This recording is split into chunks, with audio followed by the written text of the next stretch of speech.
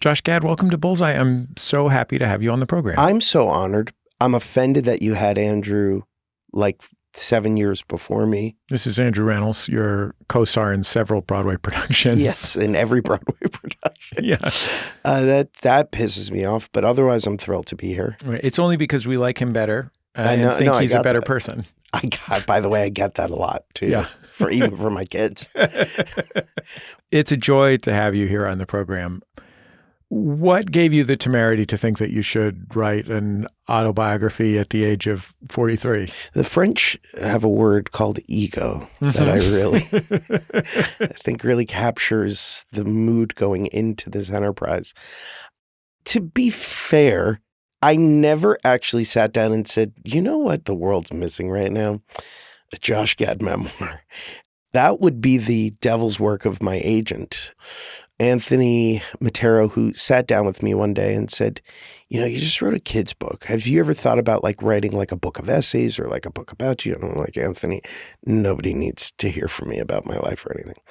And he goes, well, I think that you actually have stories to tell that aren't just like, you know, stories about success, but also stories about like your struggles with issues like anxiety, struggles with issues like, you know, body image, very open about having imposter syndrome. And he's like, I think that that could be really additive for social conversation. And I sort of thought about it, and as an exercise, I wrote a chapter about being a dad and really enjoyed that.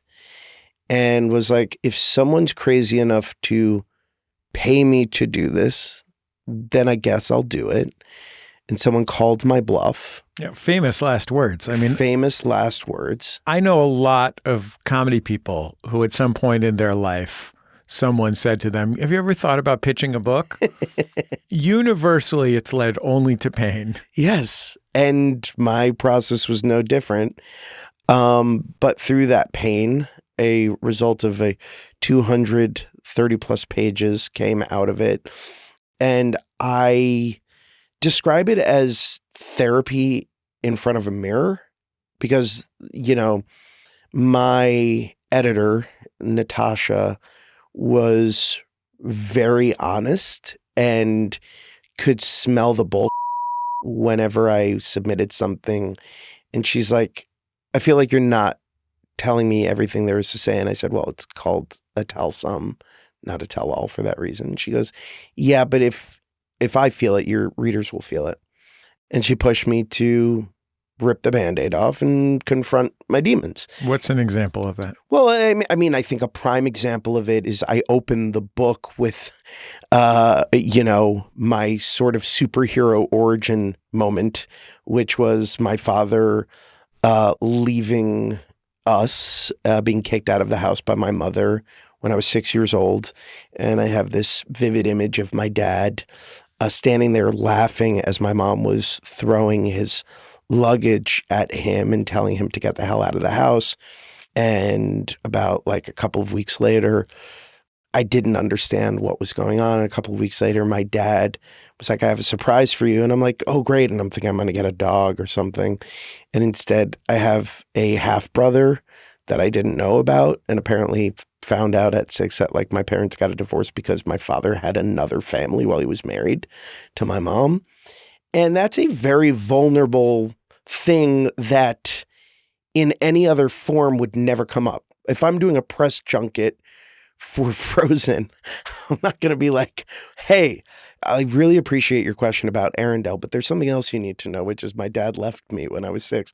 So it's an exercise in vulnerability. It's an exercise in honesty. And that was tough, but it was also the assignment. And at a certain point, it became cathartic. What about that did you not want to share initially? Well, there's vulnerability that comes out of A, sharing stories about yourself, obviously, but B, sharing stories about other people who may not want those stories told.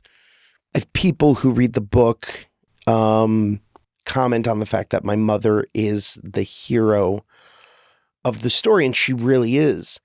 But in order to become a hero, you have to go through great pain. And sharing my mom's journey was something that I was very concerned about because she is a private person. And, it's one thing for me to talk about myself and my experiences. It's another to lay out things that as a, somebody who's not in the public eye, it can be painful. It can be equally vulnerable, but unlike me, she's not signing on for that. So those were the kind of landmines that I had to gently walk through and get permission for and make sure that everybody understood that my story is also their story. Did you have to talk to your parents? Yeah, well, my mom, I spoke ad nauseum to. My dad and I, and this is in the book, but so my father left when I was 6, and there were a lot of tearful nights when I would wait by the window for him to come and visit, and he would say he's coming, and then something would inevitably come up, and that caused enormous pain. And by the time I got into college, I sort of was like, it's like, the cat's in the cradle and the silver spoon, little boy blue and the man in the moon. When you coming home, Dad? I don't know when, but we'll get together then, son. The Harry Chapin song, and the son ultimately delivers the same message to the dad. I'm too busy now. That became my trajectory in around college. And there was a period from 2002 until 2024 where I didn't see my father. And then I was doing Guttenberg with your favorite Guttenberg star, Andrew Rannells. He's really great. I know. And I got a call from my father saying, I'm in New Jersey. I would like to come see your show. And that was really strange. Did you see him before the show? No. I saw him after. And it was Halloween. And Andrew and I came out dressed as Faye Dunaway and her daughter from Mommy Dearest. Mm-hmm. And my dad was very confused. My dad's a foreigner. He doesn't speak English well. And he was just looking at us like, what's happening? And afterwards, I said to him, you know what? He was going to go back to Jersey. And I'm like, why don't you stay with me for the night? It must have been weird to be in the same room as him in that very odd situation where you are doing something really intense and complicated, like being a two-hander musical. Yeah. Yes. No, it was. It's like a demonstration of mastery. Like you had to rehearse the crap out of this and do it a bunch of times. So you're like in your element in a way. Well, it's a great question. And the reason it's a great question is I think what a lot of people don't realize is how much focus is necessary to do that job of being on stage or doing comedy or doing musical comedy. And it is a precision sport. And anytime you're distracted, it's not great for that focus. And that was a night in which I was incredibly distracted by his presence. And when you have something pulling at your brain, you're not present. And the first rule of theater is be present. Did you know that he was going to spend the night at your house, or was that an improvisation? I had thought about it. I was like, if this goes well, then I think I'd like the opportunity to catch up with him. Was your family with you at your apartment? No, we were alone. I don't think I would have done it had my family. I know I wouldn't have. It would be unfair to them and also unfair to him to just be, hey, 20 years later, Elizabeth, meet the gang. And I don't know that my kids were ready for that. They know their grandfather is my stepdad, and I want them to have that. And it's just complicated, layered with, complications. And unpredictable. You don't know what it's going to be. No, and it's unpredictable. And, I think I sort of needed my own form of closure before I dealt with like, oh, am I going to welcome into like my children's lives? One of the things that really took my breath away in reading about your experience with your dad after he got kicked out of the house was not that he introduced you to your half-sibling you didn't know about, but that you weren't supposed to tell anyone that you had met your half-sibling. Yeah. Yeah, he swore me to secrecy, and I spiraled. I started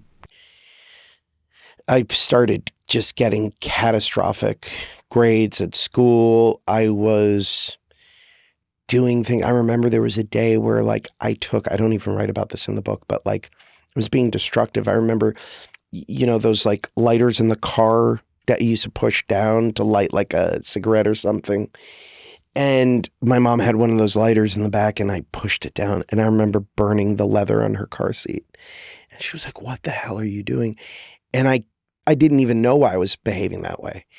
And she, being the amazing mother that she was like, took me to a therapist. And I confessed to him what was happening. And he's like, this is not something you should have to burden yourself with and have to put on your shoulders. It's not okay. And I just remember like sobbing and releasing myself of that guilt and finally being able to share it with my mom.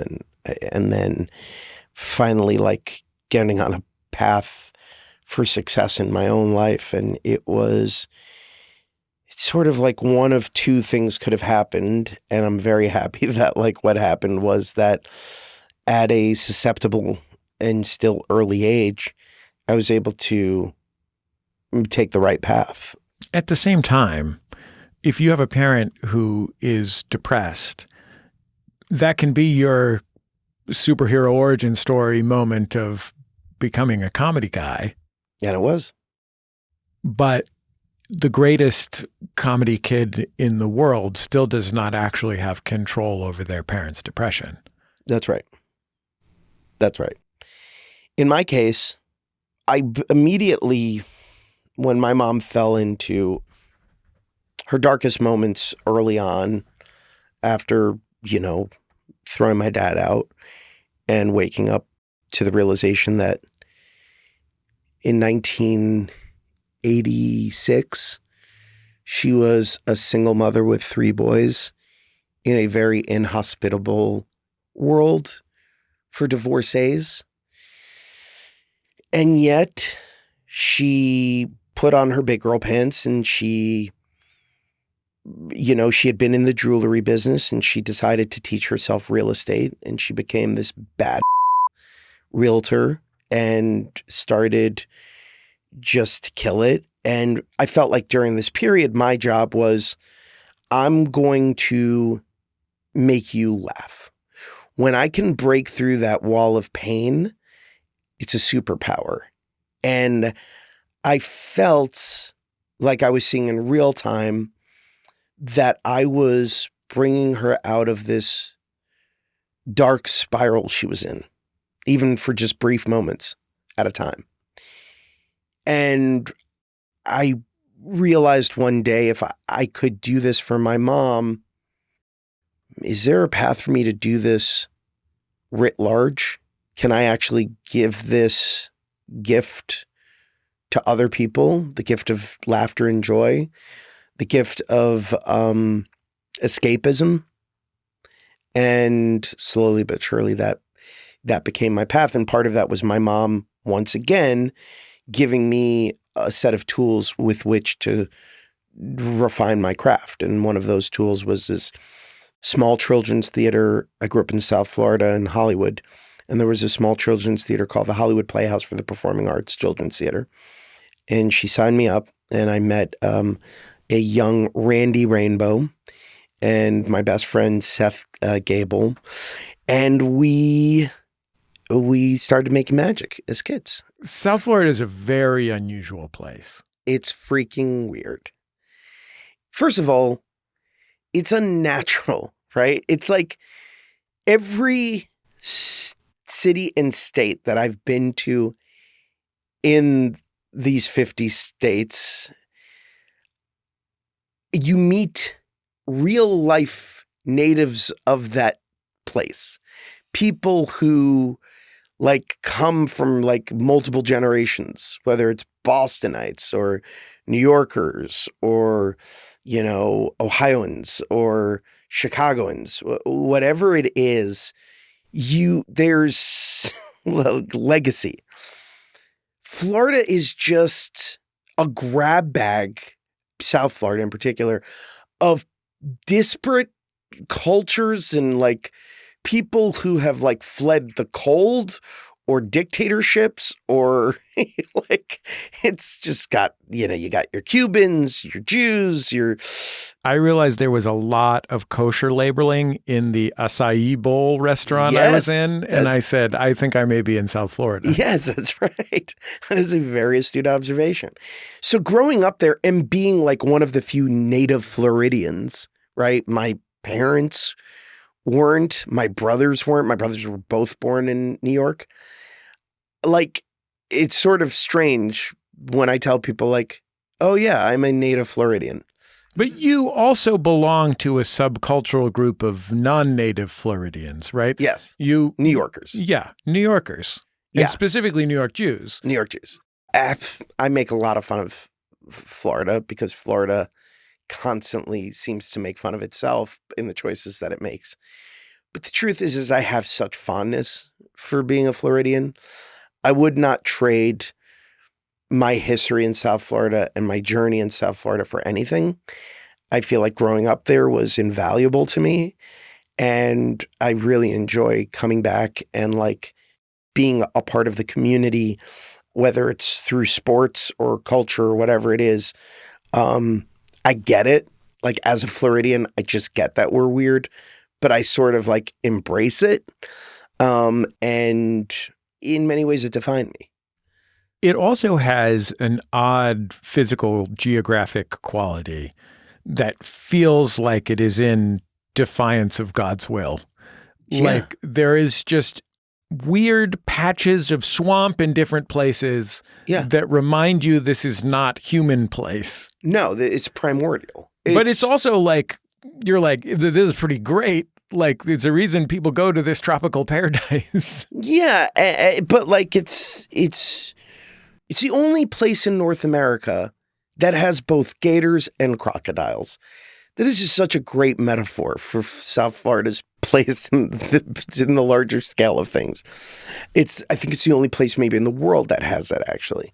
I went to college in Santa Cruz, which I was pretty mixed about when I was in college. But now that I'm in middle age, I can imagine myself just switching to a full Santa Cruz lifestyle and living out my days at the bulk food store. Yeah. Have you ever thought I could be a 70-year-old at the early bird dinner at Applebee's in Hollywood, Florida?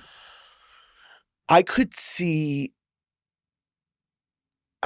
myself doing that. My wife would never move to Florida, but I could see myself getting there. Like I also just, there's so many places that I love that I would be like, I could see myself in Wyoming. I could see myself in Montana.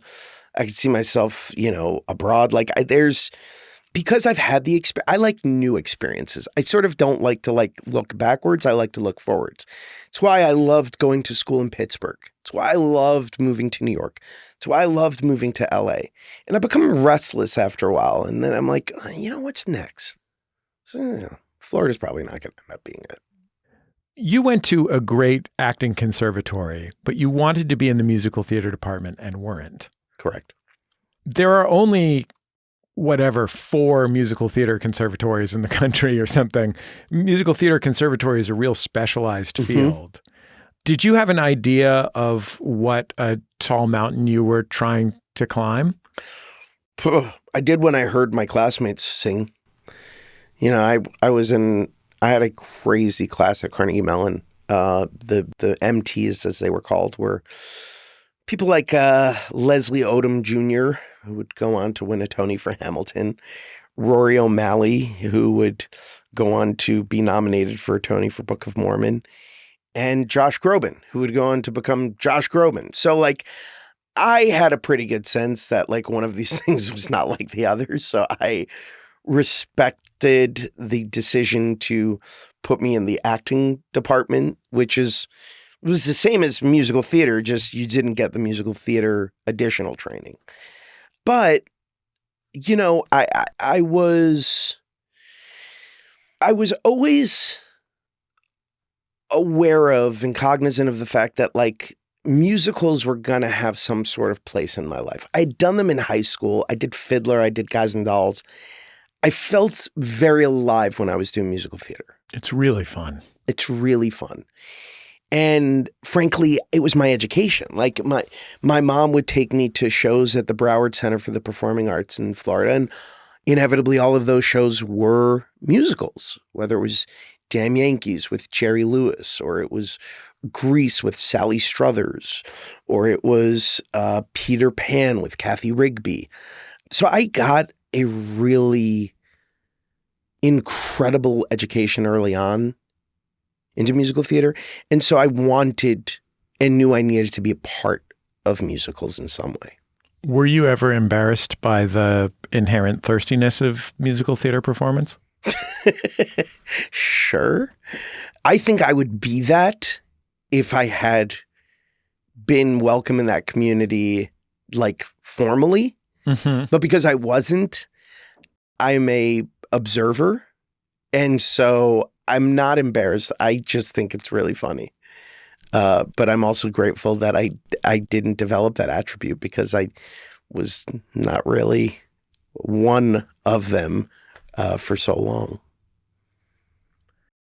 I think when you're a straight guy doing musical theater, at least my experience is, people on the outside think that you are going to be worried about being seen as gay, which you're not. You're just enjoying the fact that there's all these straight women around and you're the only straight guy. You're like, this is amazing. But the part that can be hard to deal with about musical theater is the extent to which you have to put yourself out there, especially when you are putting yourself out there in the service of something that in the larger cultural conversation is maybe more of a lowercase a art than a capital A art. Like you have to justify, you're like, but Sondheim, you know what I mean? Mm-hmm. I think that's very fair. Like you have to put yourself out a lot to be in the Iceman Cometh, but nobody is looking sideways at you for that. I think that musicals do not get the same artistic acceptance that they deserve because, frankly, I've never done anything harder than a live musical. And it requires all of those skill sets that you would have doing a traditional play, plus a bunch of others. But I do think that it is enough of a thing that, you know, part of the reason I was so drawn to Book of Mormon was it felt like an opportunity to bring a whole different group of people into the world of musical theater that would otherwise never formally engage. And when something like that comes along, which is a rarity, and I hear it 15 years later still again and again from people saying like, I took my boyfriend, I took my dad, and it was their first time seeing a musical. They never wanted to see him, and now they love musicals. I just think that like sometimes we're a little provincial when we think about like what is typically a musical, that when we can break those norms and try different things that like open up to a broader audience, it's really useful because then you bring in, think about how many people Hamilton has brought into musical theater fandom. So I think it's just about like breaking down those taboos. I want to ask you about Olaf the Snowman from Frozen. It's pretty intense that his whole character is about his relationship with death, right? Yeah, it's a pretty existentially driven character. Elsa's dead. Olaf's dead. Anna cries. And then a bunch of important things happen that I forgot, but all that matters is I was right and water has memory, and thus I live. And so do you. The thing that I was always at a very young age attracted to about the comic relief sidekick in Disney animated movies is that there was a very funny misbehavior that made them stand out. So it wasn't that they were just saying funny lines, which doesn't, in my opinion, create a timelessness for a character. It's really about attitudinal comedy, right? What makes the genie in Aladdin so brilliant is obviously Robin's performance, which is one for the ages. But it's the pathos. It's the fact that he is enslaved by this lamp and all he wants is his freedom. But he's fairly certain he's never going to get it.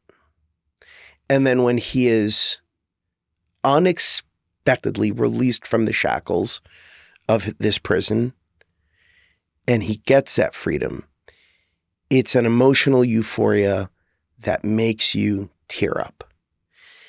And for me, that was the same gift I got with Olaf. Olaf is a byproduct of this undying love that two sisters have for each other. And because of that love, and because one of these girls has this gift for magic, he springs to life. And while he is a snowman, and while he is naive and goofy and innocent and scatological at times, what he also is, at the end of the day, is a representation of the purest theme of Frozen, which is the bond of family. And that, to me, makes him go from a funny side character to a character that continues to come up in discussions. I know a guy who was in the cast of Yo Gabba Gabba, children's television show. And I heard that sometimes a friend will convince him to call their child and do the voice of his robot character from Yo Gabba Gabba. Yes. And often the child will cry. So I don't call kids as Olaf. I actually have a really, really, really strong opinion on that. Instead, what I do is I record messages.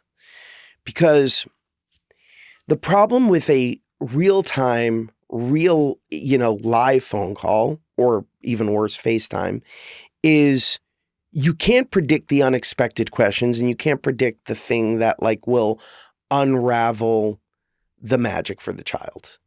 And they cry because it's confusing. But if you have this magical sort of voice thing that you can come back to and keep playing, it is a gift that keeps on giving. So I'm always I learned that very early on with Olaf, that I was no, this does not work. This is when people are can you call my kid? I'm you don't want that. Trust me, you don't want that. As your children enter adolescence, are they embarrassed that their father is in Frozen? No, they're not embarrassed. They just are sort of blasé about it. I don't, I think secretly, I recently caught them watching Frozen again, and I don't think they saw me, and it made me very emotional and very happy. But like a whole generation of kids, that's a movie they grew up with, right? And I think that this franchise now, what I think it's doing or going to do quite well, that Toy Story's done, that Inside Out has done, is it respects that a group of people are at a different point in their lives when these new movies come out and wants to meet them on that part of their journey while also being accessible to newer, younger audiences. I think it would be hard to overstate the impact on a generation of that movie. You and I are the same age and have kids about the same age. And it was a phenomenon like nothing I can remember from my own childhood. Nothing, you know what I mean? Like totally awe-inspiring. And it's great, so that's good. But a little overwhelming, I imagine, for you. Well, it's shocking. I mean, I think more than anything, it's just surprising. And I say that because I think with time it sort of got lost, but like we hadn't really experienced a cultural phenomenon Disney animated movie in quite a long time at that point. You know, the closest was Tangled when it came out before Frozen. And it was like, you could see that it was like something was happening. Right. That like they were getting their footing back. And, you know, Princess and the Frog too was like this movie. Even though it didn't like blow up the box office, it was still. You could tell that it was having real impact on kids. Quality. It was quality again. And it was having impact. So you saw something bubbling. But I think the expectation with Frozen is, oh yeah, this movie will like, at the best, will make like $350, $400 million worldwide and be a giant hit. And then that'll be the end of it. And that's great. And hopefully like the songs will connect. And that's not what happened. It exploded out of the gate. I have one last question for you. Are you still, do you think, the most decorated teen orator in American history? No, I know this for a fact to not be the case anymore. Oh, okay. So somebody finally caught up to my 3 titles. Okay. So just recently. So we're tied. Two were in OO. What's OO? Original oratory. Right. And one was in humorous interpretation. Uh-huh. And this brilliant young orator, she just won oratory 3 years in a row. Wow. So she won as a sophomore, as a junior, and as a senior. I didn't do that. I won, and back in my day, you could compete in 2 different categories, which you no longer can. So I had an advantage. And I took 4th as a sophomore in dramatic interpretation. But no, I'm tied now. Do you have your trophies? I have one of my trophies. I donated all of the others to my high school. That's very sweet of you. Do you think my high school would be interested in my academic decathlon medals? I think they would. I think you'd be surprised. You're a local star, and you should think about giving it back. Well, Josh Gad, thank you so much for taking the time to talk to me. Hey, thank you for 7 years after you did Andrew calling me up and being like, you know what, there's a place for you here. Andrew really is wonderful. I know that.